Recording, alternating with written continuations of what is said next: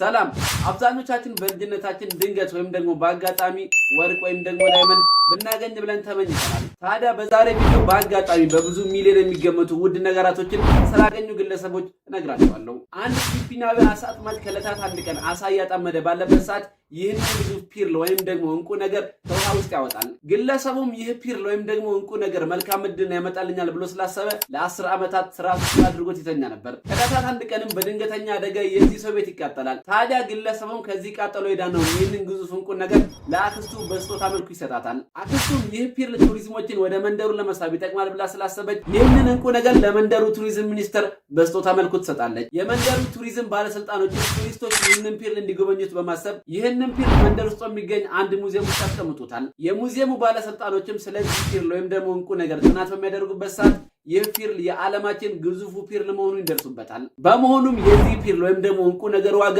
$100 ሚሊዮን ይደርሳል ተብሎ ይገመታል። ሌላኛው ደግሞ የአሜሪካ ስቴት በሆነችው በአርካንሳስ ስቴት ውስጥ ይህ የዓለማችን ብቸኛው ነፃ የሆነ የዳይመንድ ማውጫ ቦታ ነው። ማለትም ይህ ዳይመንድ ማውጫ ቦታ ለሀገሪቷ ሕዝብ ክፍት ሲሆን ማንም ሰው ይህ ቦታ ላይ ዳይመንድ ቢያገኝ ዳይመንዱ የግሉ ነው። ታዲያ በ1924 አንድ ባሻም የሚባል እድለኛ ግለሰብ 40 ካራት ክብደት ያለው አንድን ግዙፍ ዳይመንድ ያገኛል። ይህ ዳይመንድም እስከዛሬም ድረስ አሜሪካ ውስጥ የተገኘ ግዙፍ ዳይመንድ ሲሆን በ1971 $880,000 ተሽጧል። በ1982 ጌሞችን ያመርት የነበረው የአታሪ ድርጅት ኢቲ የተሰኘው ጌም በጊዜው ምንም አይነት ትርፍ ስላላስገኘና ስላከሰራቸው የዚህን ጌም 5 ሚሊዮን ፍሬ በቆሻሻ ማጣያ ቦታ ላይ ያስወግደው ነበር። በ2014ም እነዚህ ከተቀበሩ 30 ዓመት የሞላቸውን ጌሞች ከመሬት ስር በማውጣት $180,000 ይሸጣቸዋል። እናንተስ እንደነዚህ ሰዎች በአጋጣሚ ያገኛችሁት ወርቅ ወይም ደግሞ ዳይመንድ ወይም ደግሞ ሌላ ውድ ነገር አለ?